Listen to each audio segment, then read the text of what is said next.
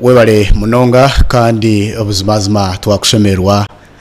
ayo asibamu emirimo yose ibire nokora nechamani munonga kandi washanga mu ruhanga akikubikire akakusyanaga majingo noba notekwa kumusima no muhimbo gw'amani munonga nebiro mushanju abiyo kwezi kwa kashatu omwaka 2023 kandi ntuza kuba nitugenda niwe mpora kuruga egishaha tutyo paka ashaha nkina n'ikicwekaho turi kugenda tuganira hanshonga zitari zimwe na zimwe na munonga ahazgwatirine ahantunguka yebyanga ibituri kuturamu tuturo myanya yitokwe kongo mwe tubona tuwebwa kwijwa kugiteka tekaho na munonga ahabyentunguka okutwakubasa kugitungura no kutwakubasa kujimusi ari tukagitura mukurungi reka tureke kutura mucyanga umwe tukakebwa tukakinagirira eizooba SkyTv irakarya abantu nyowe kanwa akagamba nibanyeta Edmond principal farmer kandi nyine kuru mpango mnonga omu studios zanje ibinkuza kuba nkwanjura omwe ahandijo rero tutyo bagende nibatusumurura na nentanda rugogoma batwinire kandi buzimazima ubundi tukagira ikitwabego twaza kwimuka tuza kugira umuganda gutwabihaho na munonga habwatirine nentungu kabamo turabarebireho nabamwe tukabarebaga aha Sky ngo murundu gwabo gwo kubanza bitu baza ku rugano baza kuba bari abana bomuka bari banyine kabaha kandi ubu bugenyi nubuza kuba bahwiremo abagenyi abini no mu studios niza kutandikira harwe garuriya side ya kuriya urizo machera kugira ngo ladies first mu cyaro butu no mu studio nomwe kandi turiye kwatabuta abashije bana mwe niza kwikirezana nawe kugira ngo nwara banze kutuwe yanjura kandi umuna ncyaka bituriyo tuzano mu menizide musha bunjita ko mugisabwo kubanza ukaba ni wayigura rubuga umucyara Mary Francis Kabaterine kandi ogu no mucyara w'umutawuni yambara tuhina ntumanya abanyambara Mary Francis nakwakira abakutureba ni nanye nashobora kuba nimwe SkyTv kuganira ni mu kwansa etekateko bitu aha cyanga citu cya burengyerwa eizooba okay etumwe South Western region nabagenzi banje abarani babeyanjura kandi ni nsima ruhanga ngunanye katongo mukishago kutamaka kikwaka amaziri myaka mice kandi tari minji kurenga twatebe kandi so twakwasa kutungura icyanga citu ebare mnonga webare no kwisha niwe uri mutuze witwa tusibana we tuganira side ndijo nyineyo omwami Erizina Floriberi kule ogune technical advisor achitongora ikinguza kuba nimbagambira abagenya bitino mu studio omwami kule nakwakira SkyTv yes webare no koleso rimi orwanya konga akuba fluent mu rurimi tekirobire niza ku which language do you use? Of course English. Yeah, thank you. I'm glad to be here. I am Floriberi Kule, working under USAID local priorities and partnership activity program, which is being implemented by Governance Systems International. I'm glad to be part of this initiative under southwestern Uganda, that is Kigezi and Angole, 18 districts. And I'm glad to be with the members of the forum. I think we shall discuss bigger. Okay. Thank you. Banjira munukule suru konjo. Ramusi haba akasese. Bagambira umukamera muri ya umurukonjo bakire. Mabukire mwasinjeyo. Umukamera muri ya muri mwasinjeyo abanyagasese. Tukabara mukayeni mwasinjere ya munayi. Mwasinjere mungwara balenda na tunayo. Tunamukola bibiri yo mukama. And omungwa n'umutusondola mwasinja awe bari munonga good chance we have a team here that is from Kasese. Yeah. They will translate for me later. Yeah. Saideji na yachiraho omwami bya Mungu Elias and ogunwe kao wa Kasese kuti ninje musiakuru baluko bya Mungu wasinje hiyo Wasije bibiri. You can continue, introduce yourself. Thank you so much. N'abantu beyanjure bakumanyeje. Amazina ndebanyeta bya Mungu Elias. nkakora bushenya Eh. 3 years Okay. so they know me yeah. Iyo atabanya bushenya bakubona bakumanya. ntibamanyira kimwe Okay. nakora nankarupunjiri emyaka 2 netreka nkagabwa nkoze foto emyaka 10 so ninduga kanungu Uri mu kigo wito wifa. Uri mu kugamba isoko uzobona kwisiba wakuri. Muri from Chihi. Okay. Twakushemerwa. Mwebare. Side yanjeji yenyine natungaho mwami Silva Katabarwa. Kandogu niwe administrator. Regional coordinator. Okay. Yakura bari yumva kuri ba Sky. Abatwikirize mwena bashiga kuba harime kandi shabona twurikize yone banyita mwese Silva Katabarwa the regional coordinator wa South Western Regional Development Forum. Well nanyika koroho na bushenyi mahimi ya kabinji kabanza kwa ka district population officer regional international ka district planner sibuna humirishe. Okay. Atikiza kashanga najo ni isto murechi konga kanjo ni ndone chini cha consultancy hati ndia. Okay. Which is tongore cha South Western Regional Forum supported by Government Systems International and then you said local priorities and partnership activity. Okay. Supporting. We bari mnonga uri kutureba Sky TV South Western Region Development Forum n'ekibina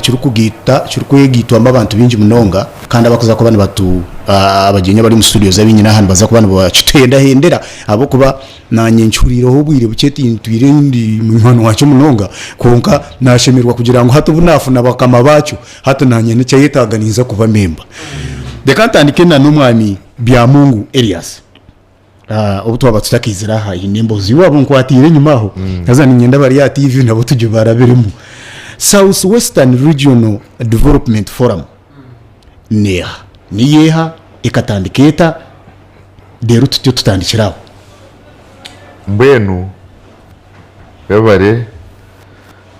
munywani witu Edmond kandi umuhinji nyondi umuhinji atari kwata muitaka umuhinji murakare kunko kuhinga kwate nimpingira echo kubanza nitsima mukama wa TV station age kugira ngo aresere ntunguka yamani umucyanga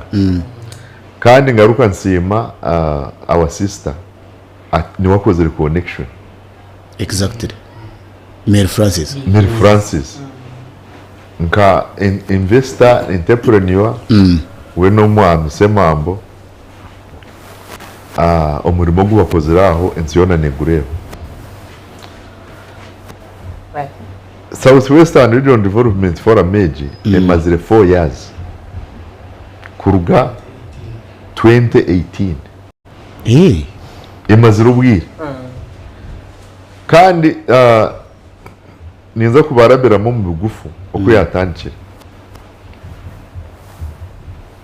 government ya Uganda ikatandikaho decentralization decentralization ni nkora ya government yo kugira ngo ebyanga bikore biri kubasa kugira ngo birinke byetonguye government nebiho buyambi kokandi bye planingira bimanaginga budget zabyo district ya person nabari ka president wa cyanga na RDC bari koze sakawa bari kwatagana na kanso ba cancer konka omukore rejo tukashanga ngo hine ebitakwaje bugumana bicweka cwekero mu mahanda district zimwe ninje munonga noranka rubirizi ureba nanka shemeji na bushenyi yonyine manda bushenyi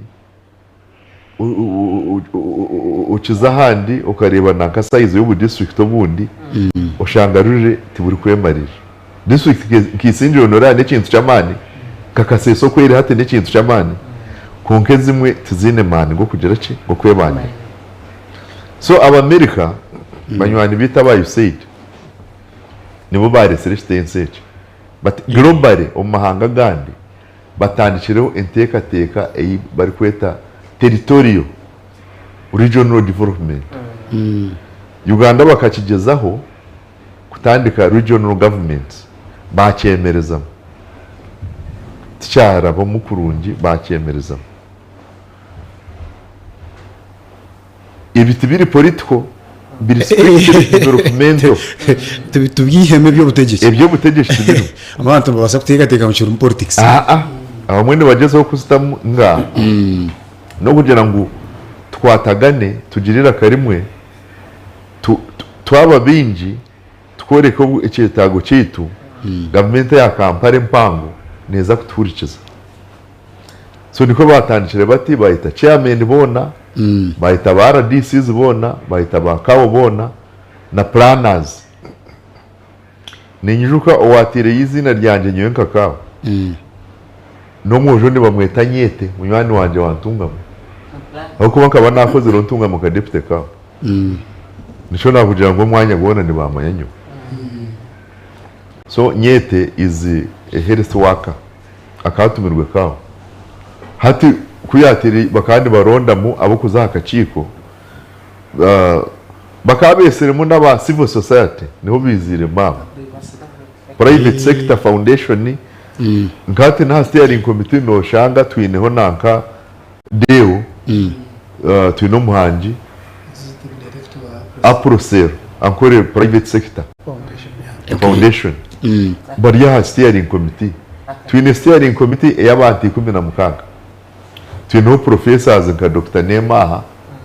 head wa department wa master hano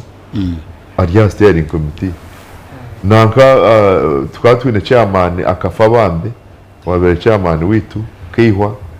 akafa konka twatwine politicians babiri we na chairman Abel Bizimana watchsor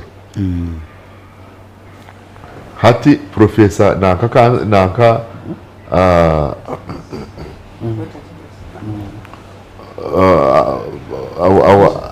our professor who is acting chairman Professor Meshachi aryaho arikabari he's associate professor ati no acting chairman witu twatwine meminyeto omwe ne MP wa Rwamparaha honorable Tsime natwatumwe no mu rukiko aha twine munogo mwana wa kabare rake nka youth bakaba ryo mu council za district that time batakajira mu parliament so abo bona bizere n'abapiki n'abantu 16 abagira rukiko rwo kusteeringa business age okay niko twatandika twacika twakora constitution baji registeringa iri nke company konka basically chairman wayo natekwa kuba chairman wa district so harabiremo elections elections zahwa nangwa binje baba droppinga drop out rate kabanga 80% generally mu local councils so hati kuruga elections zirabaho twagira na radio naba Evelyn ni nsima twayikana kamwenje turugambirira program eji abantu nangwa bagire chika bahati ni babuza mukaze mukaburira nkaye bayo babuta burati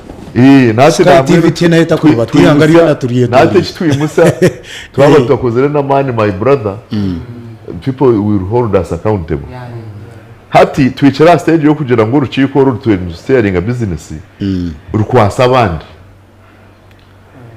buri district ine kutamo umutima gwa sente kurundana n'ubusente bwo kurandinga business ya coordination according to the constitution nabandi hati twine kuba twine mu religious leaders babiri twine mu people with disability with special interest groups na marginalized groups aba ari kubimunonga nkabatwa twine kuba on board kugira ngo tunge vision age yo kugira ngo leave nobody behind uri muntu abe involved wabare mwami bya Mungu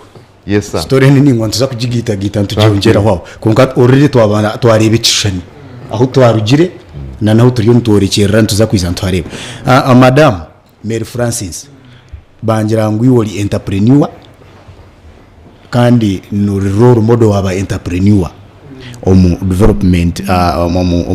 foramage iwe nka entrepreneur ninga ba entrepreneur bali akibineki imwe nimwiza mugira mu mugashoje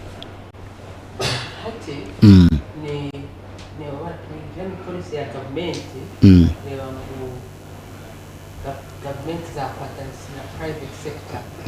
hati tuzira private sector kabantu abatari bari haro bakora na government tungura ebyanga etari imwe so ituko twizira mutyo abakam program zitu uketi ka organization tuine kabaza twa economic cheka tari mwana bimwe districts zo cyane twa kagana ko mshija ari ibanda aine lake na processing echori okay akodagana na ba farmers ati ba supporting abahereza ndobo abahereza embazi abahereza abantu basinge sente bahenge echori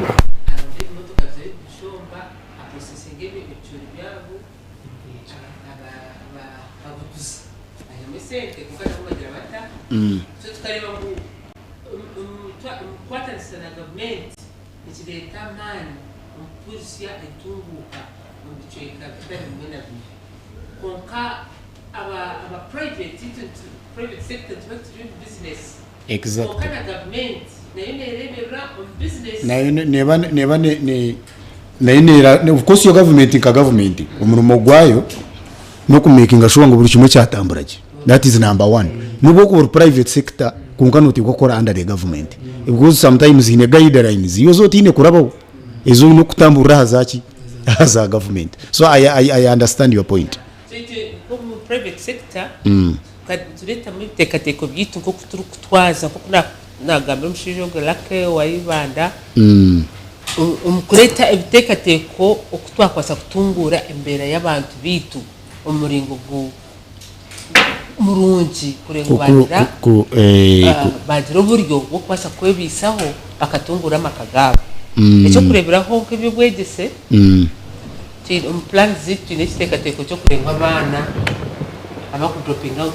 abakurwa mu mashomero bagiye abana bato atine twabajurira programs zo kuba trainingira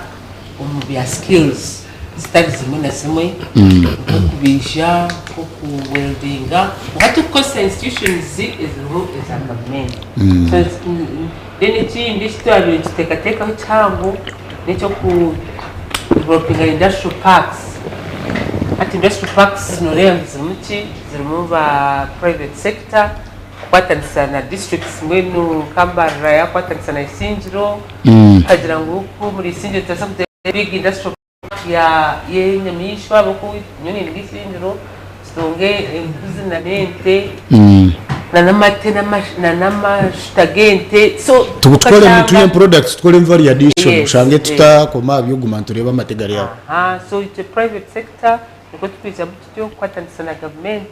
anebyenderwa bitu umucyanga chona kukurakuranisa so your big role as an entrepreneur no kumakinga sure ngo abantu bafuna entunguka kora bino products bine either via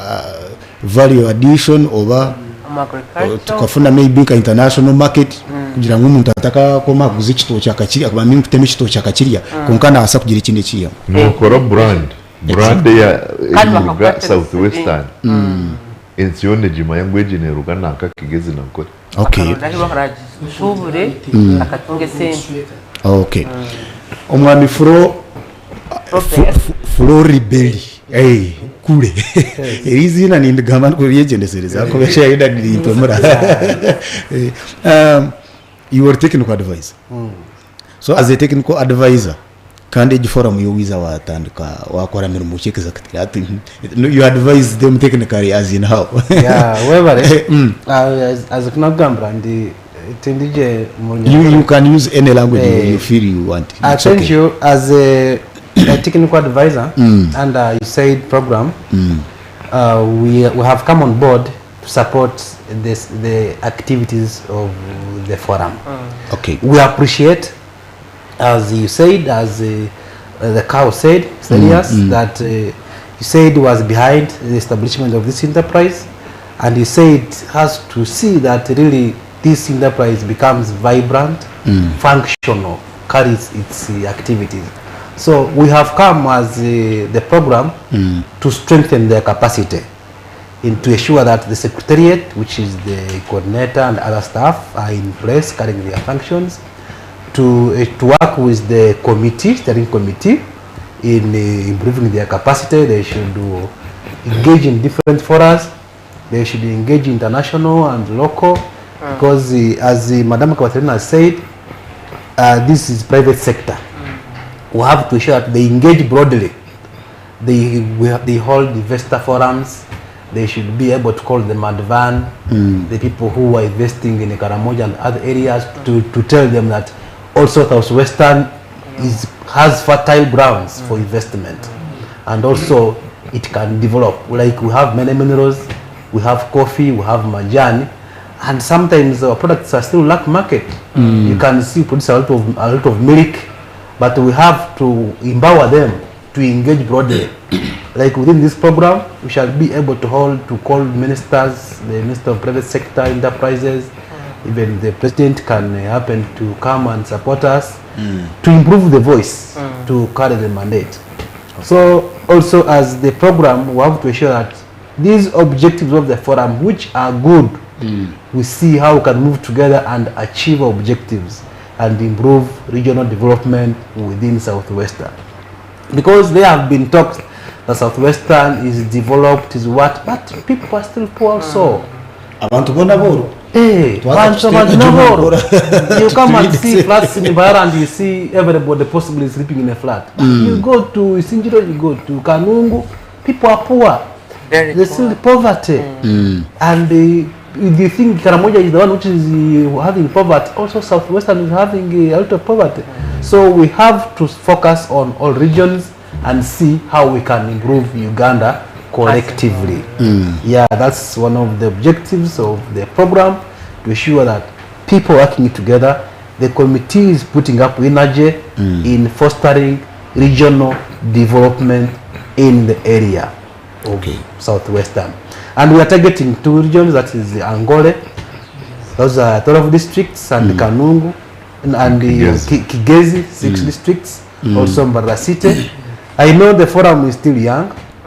but in a few months and like 1 year, our voice is going to be heard and we shall achieve bigger. Exactly.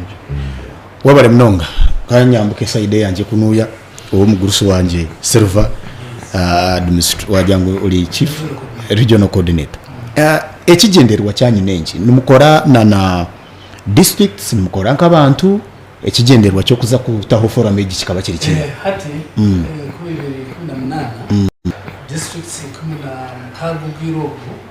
Bareke Takizire na Kazozi Kazita Kajiro karheze nkuru. So hati twini districts na city kunamenda. Okay. Now abantu abizo mu rukiko rwo kubanza urugwize ku ndabe mbezaba kargo mu districts zone zinaga bahita mu bakarungu ya mu yabagambire ba RDC technical staff na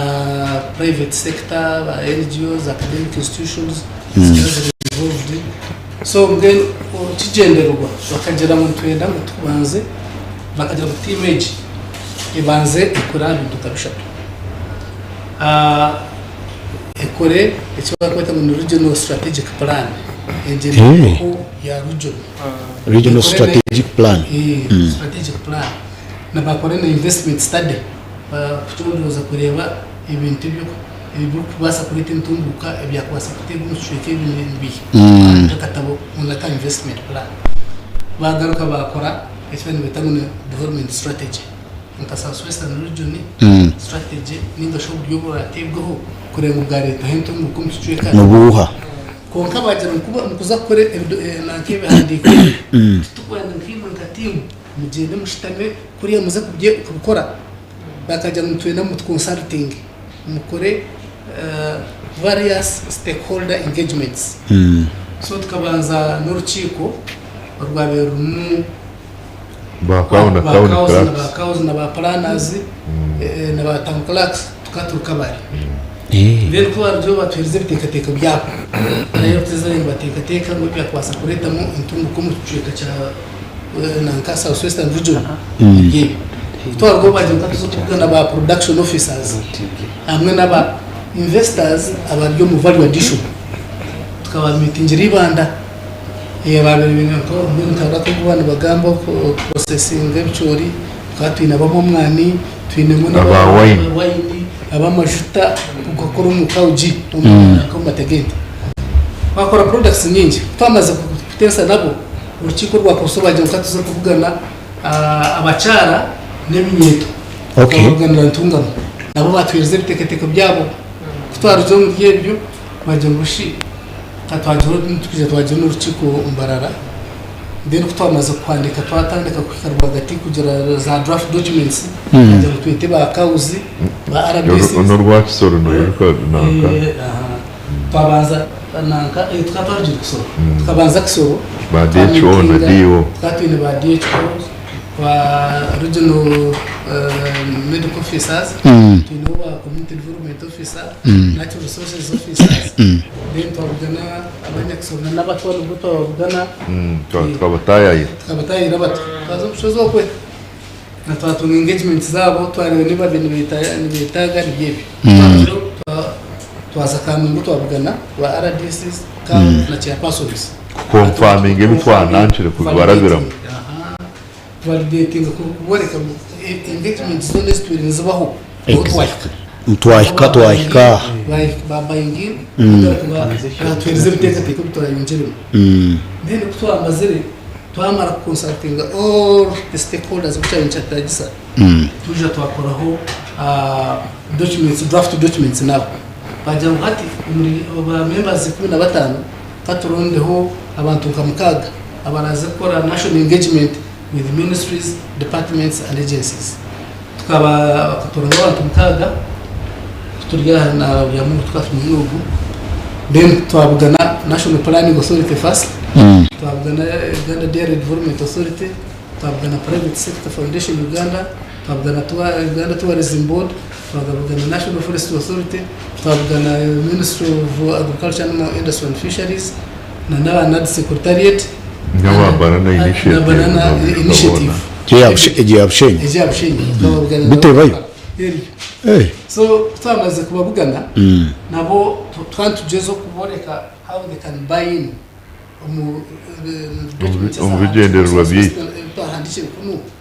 hatinka kuno ne wasa kujamba bata benefitinga umusaba investments exactly whatever plans as twine twagaraka twazitwara mu National Planning Authority kuvalidating kuri plan AG aligned to the National Development Plan because na local governments na ministries, departments and agencies wana propose kora government plans semyaka itana konga which are aligned to the National Development Plan. So our National Planning Authority wakajiranzemo bajushishuma batikamu input yao wajana this is now it meets the requirement. So now get chati tuchorobwire Musendes LP GSI na local priorities and partnership bajalo now let us establish a secretariat in office na ngeno office tujitiri nyuma ya Lado building golf course Lado ni representative rundi byayi waraba high court haruguraho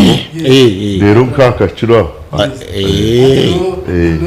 office zanyu hata ntuzi niyoze. Okay. So when you said okay, for the start we can actually support, pay rent, recruit some staff in the secretariat, and now we are again meeting. And then I'm going to resort to Chico, and we have a steering committee, ibiryo bikorwa ibikozwe niba kwenda ngo bikorwa hati very soon tujya kuja kureba districts nabo kugaruka kubisya uko byamungu yagamba yagagira ngo ubu baforminga this committee nabo twakoze engagement nabo na consultations n'ibindi hati kubagira elections abamwe tubagaruka abandi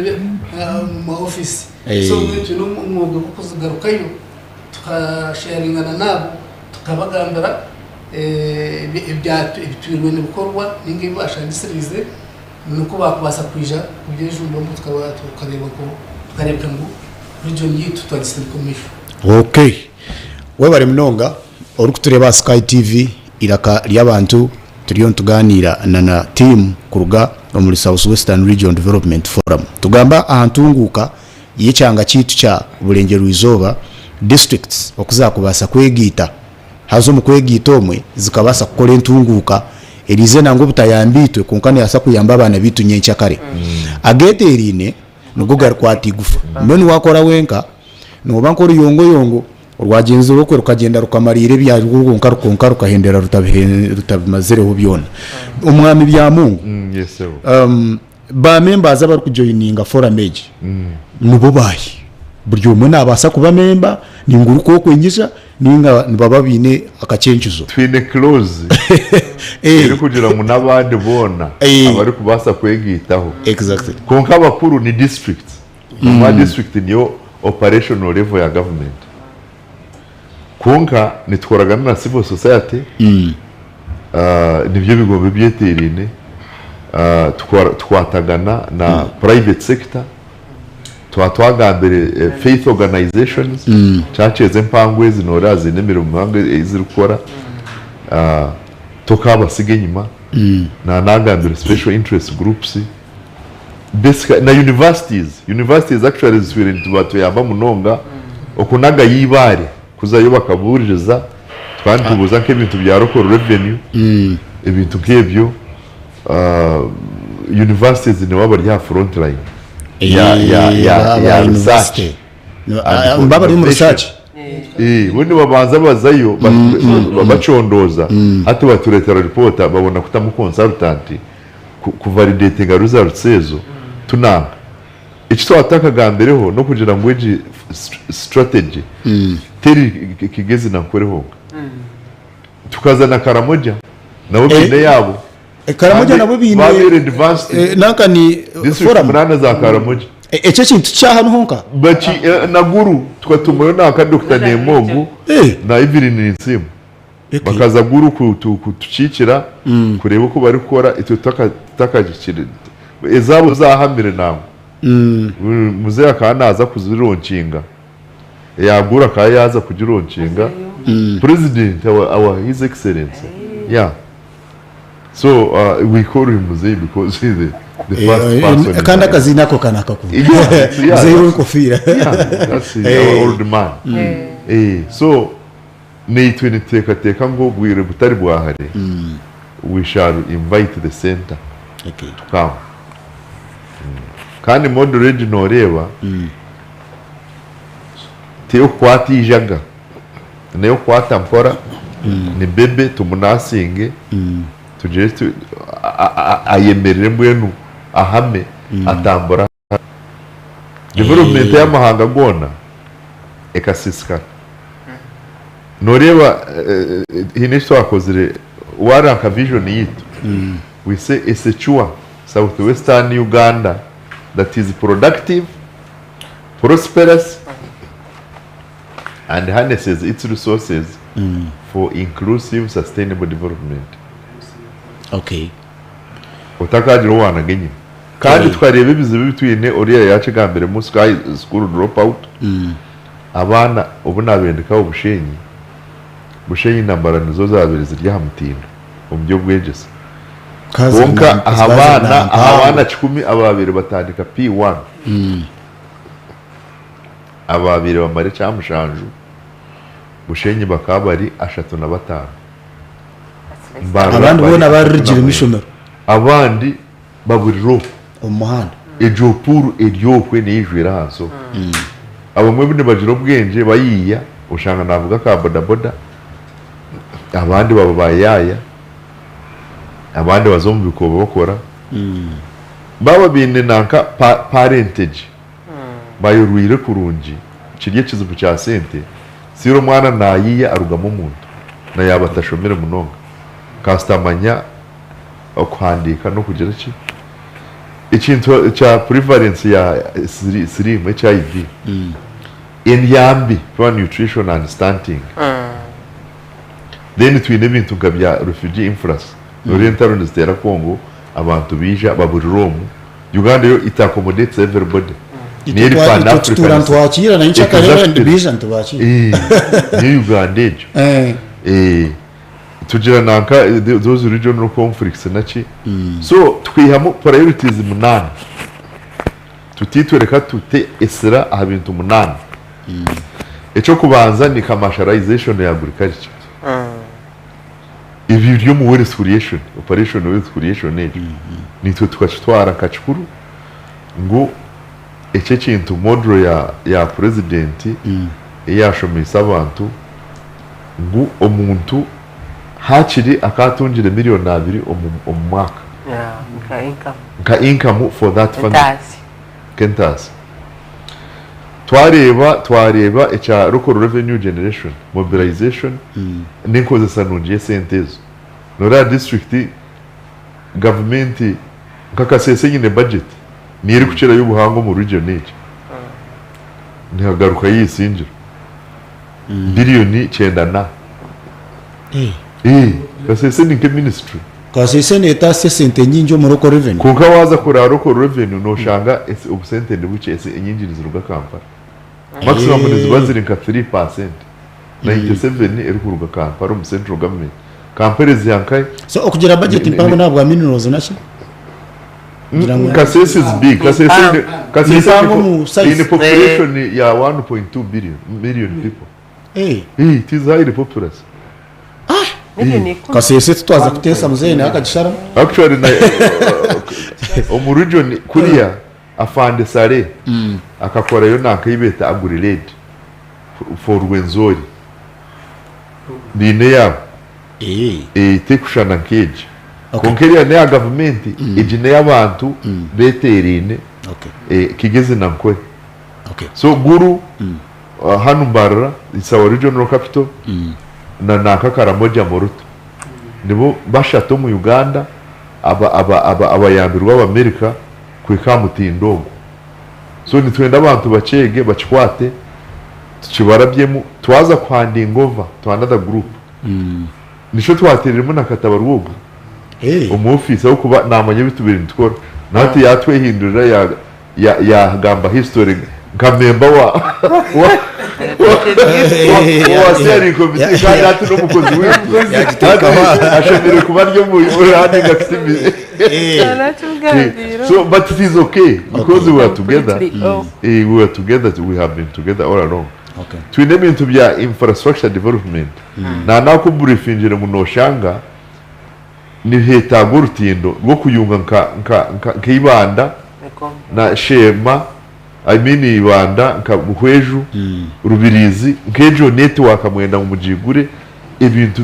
abahinji bakore ibintu byo gushoboza azo hentindo hazo kombe kentindo na intindeze mpamvu zo gita districts zo gita amashanyarazi kurangwa jiziriki gatambura backbone naka infrastructure ya ICT esimu internet mirongoti kushanga ntari wo murongoti tebagira tokatera simu hati tugira ngo again muze akagira ngo mirongoti ebehona abantu batunge impurizigana nanisha bangu tutakazihereze yo zona tubanze tuhumureho kake thank you twarga omukahumuraka netuza kuba netuza kuzongereraho tuza kugaruka nangwa leta ho kake n'umucyara kabaterine arukutugambira mugasho na mnonga bacyari bimuganyirwa munongo mfora meje then nabo tumanye babarumu bake bize biyungire baze ntabwo nca bacyara ni betagwa munonga no manyu umucyara ha kubari n'umushija natunguka mango ndubanyeta Edmond Principal Farmer nyenda kumanya sangwe biro mushanju byo kwezi kwa kana tuyine kigunda rugogoma ekintu tuza kuba tu launching officially turi kwigura Sky television kandi omukoro gwitu rugogoma rwakubaguriya haruguru mu Independence mu University in tuza kuba tuyina beshongozi bamani shiba karunja ryaho tuzaba tuyine Regi tuzakuba tuyine aba Omega 256 n'aba Western Uganda yona baruho beshongozi abinji kuruka Kampala so mutwegite muize munywe nitwe gushemerwe nitwe okutahamu tubaterira kasente kake ujya katabahenda no mutwaro gwa Uganda kandi VIP ne mitwaro 2 wanu nda kushitama amezo kagero oti yamaguru kanaka iyo ni mtwaro yo 50 konka meza nebereho team y'abantu bahango so mbwenu mwize mutwegito umugore nemeza zuhoyo turonchinge SkyTv kandi tushemerwe munonga amakuru marunja ginarga no kurure nyimo kubagira ngo mugenyi mukuru naza ko bari prime minister Robina Nebanja so mbwenu takafirwa kureba umucyara w'amanu ogwakoze ibyo kutangaza aho mu government yitu ya Uganda katwumure tugaruke tongere akwenda hende nshonga zitweze guma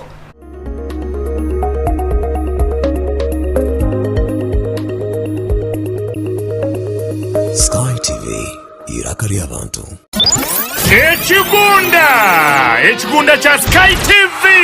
Radio 5 kwatanise na SkyTV baba isama kuru marunji g'ekigunda cha SkyTV ebiro mushanju byo kwakana eryabere Good Friday emirimo yona neija kwemerera ahabwo kuberya yanga imihanda yona eryabayorekerire University in Mbarara imwe mwena batureni bari aba SkyTV na nimwe mwena batureni bahurikira Radio 5 SkyTV yagaruka yeta mwena mwije tushemererwa hamwe tuzine dance turye tushemererwe haryaba haro beshongozi bamani bona kurwo mu Western n'abandi bamani kurwo muri Kampala berembirwe Shimba Karungi Regi na Omega 256 okutaha muno mutwaro gumwe gonka rero VIP emitwaro 2 emeza yagura kasente kake emitwaro 5 yonka yaba nsitahamo kutandika na shaha 8 zihangwe paka busheshire utaferwa munywani wanje aho niho rimanyira presenters bona ba SkyTV na ba presenters ba Radio 5 okaganira nabo live and clear ebiro mushanu byo kwakana Good Friday bikushanjori po nyaburama mwije turonchinge TV yitu SkyTV irakarya abantu okwenda kumanya bikiraho teresime ya 0 mushanu mushanjina nshanju 5 nina nshanju nina nango tere ya 0 mushanu 0 emwe 9 2 8 2 4 ebyo byona bishajikigwe SkyTV Star 5 Motel Radio 5 ngenu nyowe na unakubanja drip muryare banareta na muryango mpagatira amacupa turebere nshonga za rukundo aharubajuro mwami no mcyara boyfriend na girlfriend narishi abantu binja bariyokwe habiremo butitsuzana haba mno tabanko maka turebere ngwebi neveretwa mu obutesugana okushango tinde vunanizwa aha mukundwa wawe too much expectations kandi na lack of respect for your partner ebyo nabishanje aha Sky Television on program nyamurungi ya Love Drive eraberho buri rwakana na Sunday shayina necweka paka shayitano necweka ezo mchiro so kwantu kusiyaho amabaraka g'abantu harimo ishonga zitari zimwe na zimwe tukusiyaho no habuzi kurga abantu abariyokwe nanyo mhereza wa Olivia Kamsime tushanje aha Makarista Road hihi na Kabaterine Primary School narishi aha social media platform zona SkyTV UG official SkyTV irakarya abantu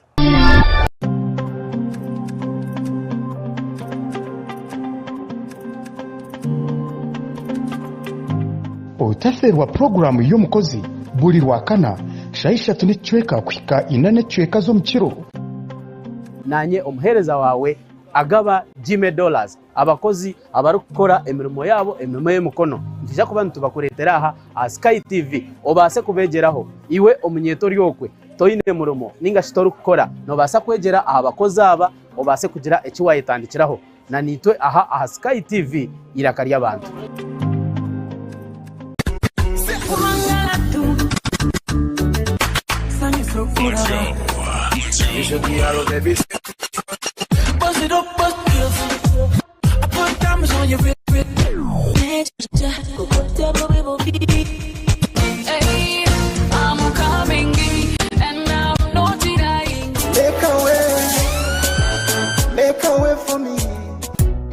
lunchtime request show aha SkyTv okurugoro kubanza Sera gatano shaha munana shayikumiza mwabazi no twantsa omudi ya chamushana okushaba keshongoro syaho birthdays no manya oryoko to kumanya muntu wa mane okcelebrating na birthday twinemu obutumwa bwingi aho surprise calls ziri no basa kohereza obutumwa mama wawe tata wawe omwana wawe nenga shi boyfriend wawe nenga shi ex wawe kurga shamunana shayikumiza mwabazi hanuya aha SkyTv iraka lyabantu is the boy king Adena Cubs baby bam bam bam bam bam bam bam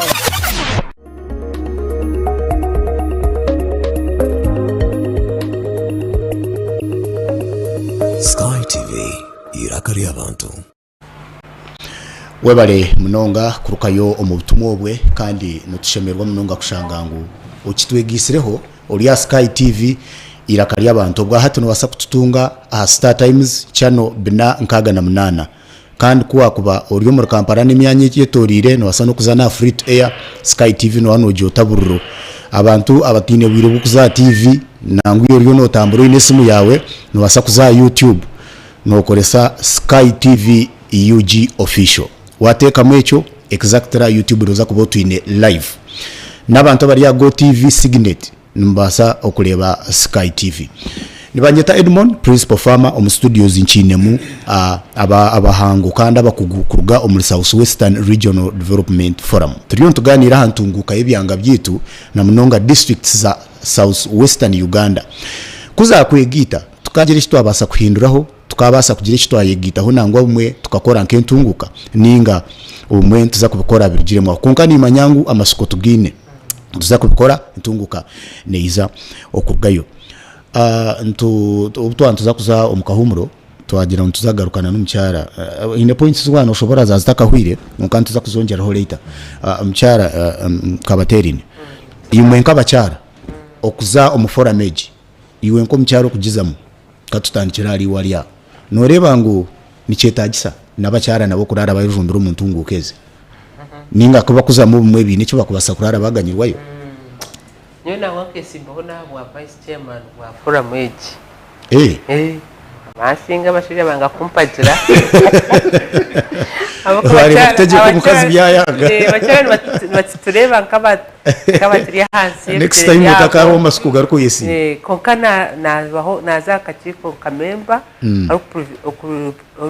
oruku representing private sector wire bumazireho nakachiko na bagenzi banje babashija turiho abakazi batanu ndabantu 10 about iwe Ivirini Professor Nema umugasho Dr. Daisy Trinka half and muzeyi musaza Dr. Okay, so about half turiho nkachimwe cya kabiri basa kuba abashije bari 8 ni 8 tunorengo akachiko buzuma bakakabalansinga cyo twanturwanira ngenda balance konketi genderwa abashije no mukazi bahikana sivtekateko tari bya hakitanda cyonka batungura ekayabo batungura organization zizi bakona bakoreramo so tugeze home ukureba ngo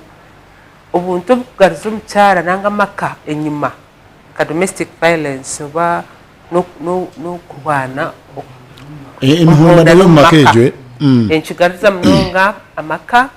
abakazi nyuma kandi tuma amaka gatatunguka so kigenderwa kite kinka forum no kurengu ibintu bitwa shobora abantu umbwire bwabyo bistire kurengu abantu abana amaka mukazi mu makagabo bagira entunguka etebekine ekubasa kuza abana batebekine bari kwatanisa kurenga abana batubagarra enyuma kwatene ntunguka umbintu byo kushoba so itwenka bacyara buzima tu ningira n'abashije abana nabasa kwitirizana nanye ka secretary witu umucyara bamwita Evelyn Nsima kikafunda akozero mu hango gwamani abikwatirine no kwatanisa no bira chairman witu wafire na haturuho ruka actinga I think is the chairman Mishat yes so twatanisa je n'abashijaba habwo ibiteekateeko byaitu nibigenderera hamwe kurenga twatungura ekyanga eki kandi iraka ryaitu ryahika abantu boona abari ahansi abari okwe abanyigirwe omu byenguuka so omushaija n'omukazi kubagamba hamwe iraka rimwe rigira amaani kandi district zakwatanisa hamwe nk'omu region nabwe iraka rigira amaani kituma twagira omujinya gw'okugyenda omu maisho omu byentunguuka enda kubagambiraho ngu kutwagira karamoja Elias yabagambira kutwagira karamoja nyo katungaho omugisha gw'okuzayo for the first time kandi nteekeza ngu niwe Elias okazayo for the first time. That was like a fifth time konka nyo nkantagetingire kidepo valley. Okay. Tukashanga ngo abanyakaramoja abo bine ebintu bingi ebikubaasa kubatahisa nka marble stones bine amabare mengi ga marble. Mukaramoja ko hariyo by'obugiga nosha. Hariyo by'obugiga bwingi munonga. So konka noreba ngu tubine mujinya muhango mu kushomesa abana bo gavumenti etire y'amashomero kandi mu maka abakazi bakiri ahansi abutatunguka no buteyikirizamu tubakakira aha mutindo ogwo konka kutwe tugamba nabo bitukora kuno nabo bagira omujinya nabo tukategereze ngo nabo bije kunoya nabo bari scholarships scholarships zo kwenda ngo abana babo bije bashomera emishomero yakabaterine bakija bena bana kandi tutekateka kuba bahereze baza kugenda nabo bagaruka mu byaro byabo bagira icyago kibayekora umwami Floriberi kule you can tell us how far have you gone now as a forum? Yeah, as a forum, we are moving well. Like from last year, October, November, they have very many engagements. Okay. Very many engagements with the members of the committee. The committee and the USAID program has been interacting with different people, with the Ministry of Local Government to see that the top leadership of government is owning the program. We have been designing of how the other 3 years are going to take place. As Madam Mary Francis said, that like research institutions, Kavala University, Mbara University, these are on board to help us in research, because there are some issues which the committee will be bring on board and needs further study. For example, they can say we have study around, like for example, there is T program needs to find out some other studies which they want. We need to call the university, and the programs need to fund such activities to ensure that the activities of the regional platform to support the region are supported and be at the level of its objective to support the development of the region. So as the program, since we started, I think we are on a positive pace, because like in next month, I think the committee is planning to ensure that all leaders from the region, the chairman, the cow, some technical persons come in one place and discuss a common voice and see where do we start and where are we, what can we do. I know there are some ministers who will be called, some MPs. All of it is to have a common voice platform as members of the region. What can we do? Are we developed? Are we there? What else? And as the program, as you said, we want to see what is the common agenda, what is the common voice, what are they breaking up, to see it, as you said, program, we can come in and break for the path to be clear. So far where we are moving steadily, it is steady progress, and if we can move at that journey, by the end of the year we shall be counting what we have so far achieved. We know development is a process, but we have to follow the journey. To develop in one day. And work together. Yes. You know, even Rome was not built in one day. Yeah, so exactly. It is a process. We are glad, members of the region like SkyTv, saying no. For us, Sky, we are here. Yeah, and we are ready for you. These are good platforms. We are also in the region. What can we do together? These are the partners we would wish to be on board and promote our region. Yes. Okay. Thank you very much. Mugurusu wanje. Silver. Yes, sir. Nyenda kumanya hatenteka tekeruho iyo mission eha ibikwenda gukorwa nibiha imwenka foramu ate tekeruho kama zingambe because kindi kachako twagira ngo GIS PPA supporting the forum ukugira ekaninga office okutandikira ati twetri kunanga kutaho abakozi abakozi abahereza kuba recruited then bariyo bageza kuhereza ibikoresho nkaza laptops computers izo bazihire na za printers kugira ngo batandike gukora naho kuruga hati twini okuija gukora tweta ka database ekwatini n'aba members abari mu forum aba local government aba private sector civil society organizations na faith based organization tuje kwa twine then interest groups ko bona tugira database yabo rero kutuje kuza aharurengo umugenzi wanje yagambiraho urwatirine no kurunda bebembeza abandi oshangwe urukarara rw'abantu bona bakwirwa mu rukiko rwe already ruho nene cya kabiri twenda kuja gukora na database ya investment opportunities ziri mu kichweka ibintu bakubasa katugire nkatwatunga nk'investor ba private sector tukagera ngo ibintu byakubasa kuretament mu kichweka twinebe myanya neji ngenu umuntu wakubera nenda kuinvestinga imyanya are interested in area ejo tuje kuba twineho database ije kuba yamba kugira ngo korona nenda koresha area eji na neji zine ngenu no basako nanka kubana mu wa picking opportunities or kwenda kuja koro dene chaka chindi teka kuja of course kugira AGM meeting and general meeting tuje tuteko kuja ko kurunda bebembeza abandi barije kuza steering committee kuza steering committee and for continuity nicyenda muna naba member babere baro baziro kugumye ebyo bagira barabam kunka bariya bagumene babegera tutakagira mutuzokuru inventing the way kandi leta abakuru nababatine kibamanyire nicyenda bagira bayegera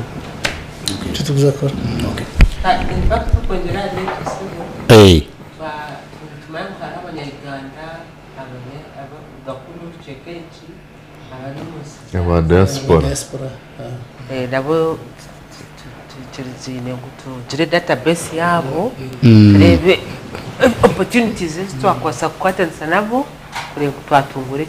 cyangwa kitweje abariya hero kandi abo babine nise okay bagambira zonti nka California hariyo porterane babanyankore kweterana international kwa mkagano kwaho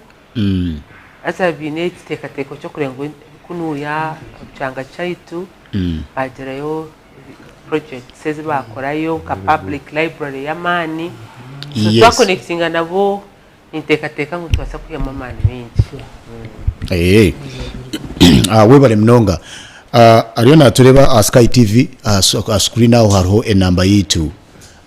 ya WhatsApp kandi in case kwa kwanda kugira ekitenso cyawe cyo watuhereza abagenya batakargira mu studio nwasa kukisindika ahanambe ejo direct ntucishomaha kandi kuwa kuwinene cyo kwenda kwabura nacyo nasindika ahanamba yitu ejo nyine ya WhatsApp tubase kushomera aha kuna abandi aha natungoho message akuruga oguyagira ngo hello SkyTV ninye Robert okuruga busega Kampala nashemerwa okutenseza aha TV yitu omuramwa ahantunguka ya region yitu namazima districts za region za kwatanisa nizitunguka bitu habamu okurizana aha byetago bya buri district hamwe na no kutekaho infrastructures eza hamwe ziriya hamutemwa hamutunjani nka hamutemwa gwa region something tugambe region kureberera oruguto okurugambarira mpaka Kisoro na Kasese oba okuzunanizibwa sub regions kugira ebishayi by'umupira kwashireba regional center kubineyo kuba niyo yashaka iraka lya hamwe niriyamba omukurikirizibwa mwebale mnonga abantu bamweta omwana Robert kuruga omurubuseka ari mu kamparo abandi bayo ninde abantu bamweta owe gira cyo wetu something yabara musiyangu asibaje nanizidi ziriyo nizije abariyo batureba ko akubana wenda kusindika message noza gisindika namba ya ejenyine ya WhatsApp iri ya screen yawe umwami bya Mungu yes sir ni wasa kongereraho antekatekezo z'umwino misho ninga reka mbaze nsimogo mwana aho kuba no manka corruption nakora rukungira no bine stadium eziri kukirayo kwicudbir ebishayi by'empira kagabwa nkozere ya arira akibwa yes iyo project ninjuka kagikoraho na commissioner wa sports so twatwine program yo ku pickinga either ya bushenyi na reyana norabana mpira yabo kacheka no jeba we need really a regional stadium Yes. That's he has picked the right example mwenu entrepreneurs aba abina kasente ka actually tukole ntendera na nyenda ngabyo nokora byo byamuheru akubabwiye bona kure seda chikanki ibiri tumaliro mu time itu so omudachike emwe okay twine tourism development twine promotion of regional trade industrialization mining sector yes ebya minerals then preventive health abantu nibitwa mu cyenda abandi bagira nani communicable diseases ushanga drugs ez'abagurusi nabana ine mitwara 25 buri kwezi ababarwire bazi yaza pressure kabirebera buri covid abantu nabona bafa kubi so nitwatwine ke regional pharmacy iri kurete imbazi iri subsidized bamuzeyi imbazi bagiye hi akari sides na nazigambereho kugira center iri regional yo etari mu bicupuri kuri no mubaze mu gwine standard national bureau iri kureba standards bagira byaho hati bagumani bagiya umustoka iri authentic ingwezi mazire wente bakajachi regional rufaro keje yambara bagitamo scans modern equipment that's the idea tikugira ngo bizibu okabimara na district nizigumyo gwazo tibiziri ku rugaha gwazo so I'm really happy that people have understood I'm senior cow hati I'm soon retiring also okay but we shall not retire because we are not tired I think Museveni must be watching you. Whatever it is our a president TV nagire bamunuga yaba ataruho bamugambira byabo thank you so nitsi Martine bugarukira and we are together you are a real partner we are going to utakambuzo tabwaci uri kasese nokore byako tubakatiriho change so tinka reka gap kuri mo kutese zananka abantu bitu after all ni gakuru and any time they can still go and go back to this district nimba njiro kwe kusuringe bizibe bibi ho yimeyimbirende na kasese binu kunka niyo wa na nyenda kwakira akatandikire side area tukugenda buri marugambe byamwe madam Kabateri iwe no hendera na butumwa ki yo nimpendera nisha babanya abariyo mu region age gutwekundi turabona hati nojya no kwekunda no kwetera twekunde tumanye ngo twina amani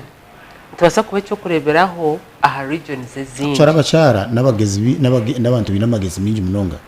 n'abashije nabo bagende ngwe n'amagiza agabashije n'agabakazi n'igenda twekunde tukwatanise pa private sector ba government abebezi bama districts abebezi bama dini tuachire kintu eki kibe kintu kitu tukwatanise twetegereze programs tugire priorities twaza kutantira hariya twakora sortiya buri mwaka to celebrating hamwe nk'ikintu cy'umwana yagambe cya regional stadium tatakana hagire mzano muri mbara ngakushanga abana bari bareba manyani yumanya neha z'abajungu zetegereza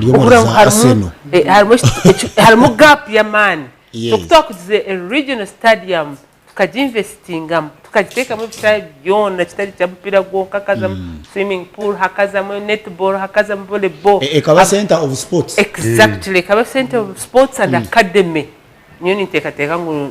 ntijya kutira amani munonga wani wo kujya mukaceka abambara we n'abagikoraho imprango ne ya district manyango ne ya city urene burabura tekozirweho tegire mu sente n'ubuke bwayo ezaho tubuzabura enjura yegwire tumukushamba mpira aha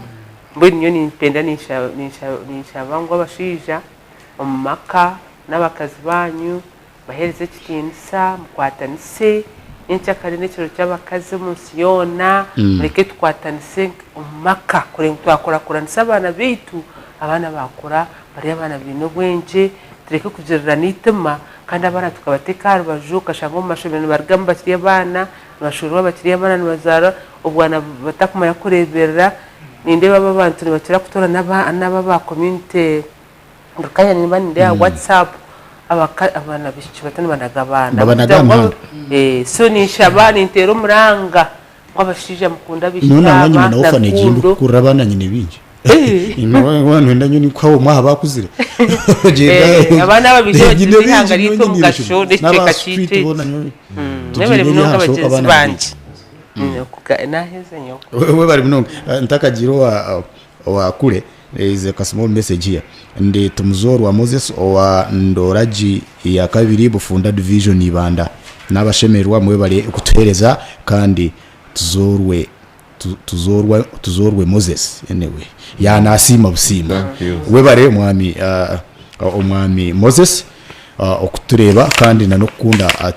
Sky TV abo kubahindu kugambira hata abanyibanda n'ubura no batwinege kasese baro football bariki umwami kule in 2 minutes what are you giving us thank you I'm saying that as this program we would wish districts get one voice districts see each other as what can we do as the region exactly not my district wants this your neighbor doesn't have any water source for you have but you are still pulling for more but as districts what can you advocate for what is your problem as districts not seeing what is in Dungamas what can you advocate for because we see that if as the region for example leaders you come together and say His Excellency we have this problem we are seeing it as the region he will not sleep. Exactly. He will say, this region now, what's the problem? It because it is a collective voice. People are saying we are coming together for this. Now, like this colleague of ours said, no, need to come with regional programs like how do we develop some sports activities in the region. If we come up with one voice, it will easily come out because this is what you think can promote the regional activities and development of the area. So that regional heart, it is what we are bringing together. Like the way how the countries hearts, like Kenya be Kenya, Tanzania, but still we can come together and develop the same area. Our region. Yeah. Okay. Muguru Sanje Silva. Yes sir. No henderota abarimba kuri Sky na cha forum echi. Nuchi bahereza uho. Abantu bize ninga bagumeyo. Moderator. Ikintu cy'ukwatera regional development forum tumanye mu district zitu ziriho konka district sezo aho ibintu bakorera gushinga kandi bikorwa aha regional level ka district kate kwemarira so ne cheta gisango district za kwatanisa zikahikana sebiteka teko wasa kutunga solution niba kwasa kuteko cha kwasa kwamba nkarujumu okay rero kwatanisa ni kurungi ni kwasa kureta hintunguka okukira kugira ngo uryo muko mena yereba ati muzakora ka district konka bina budget sibine neza konka no wasa kutesa nkarujumu bagira ngo chueka chitu strategic location ya South Western region inunji area endowed with maybe tourism into asakora chika region how can we tap into tourism regional coordination yitu into atanana za Rwanda Tanzania hihi DRC ibine and other hatshi ni bintu cyo kwasa kugira mu region ibya kwasa kugira katari nkoko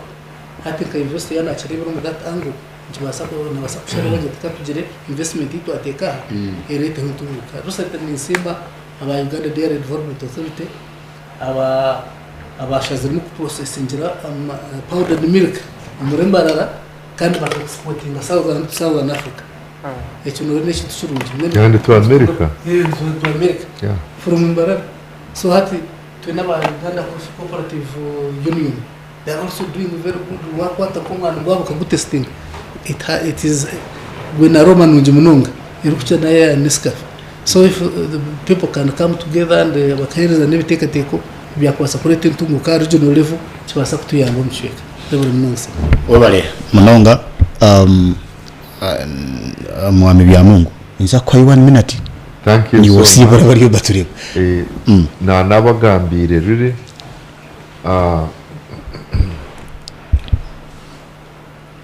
amahanga agakuzire tigine magic endisho yigakozisa no kwatanisa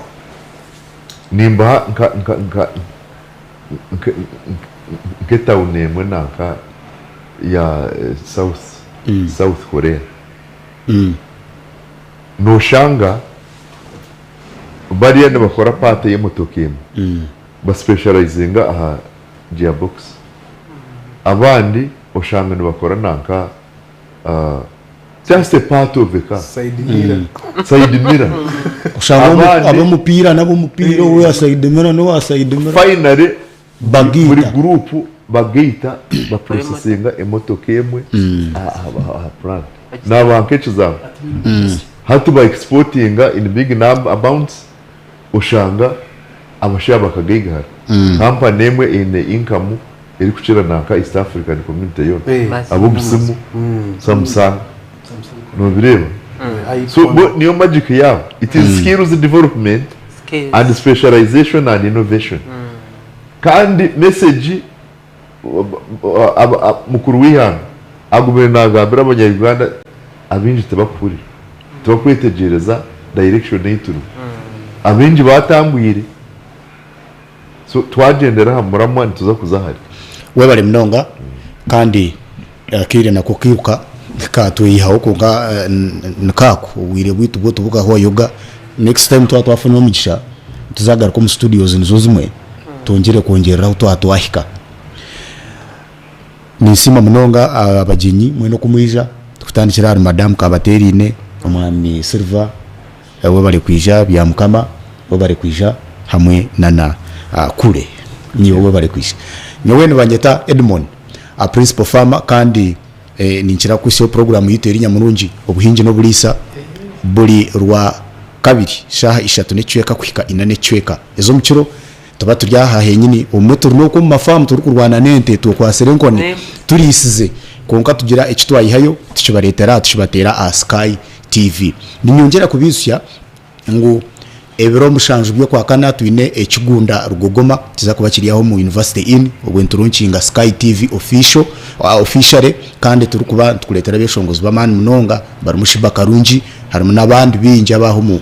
Western Uganda Kareji twine Omega 256 nabandi mwene utakaferwa kwizatahamu bukire yukashuta majihari yo misho kugira ngo no mweshongozi yari ya stage umwenjoyingeje umurebe je twire no mureba TV hati ntwendo murebe live stage ariho rufumu nukuza kwendera no rombagira ngo ngambanye nkahisa mabi mbwenu waba tutakwatanise ngebe nahura kiba kimanyisa ngo imyanya yitu nebyange bitutura mutubikuza kutunguka mureke tureke kwisa twenka rero amin tureke okugamba twenka tukahendera tuyisiza marwa mabi mureke twebuza abandi twatanise tugitagite tutungure ebyanga byitu mukamba barinde murari kurungi turebane esabiti erkwije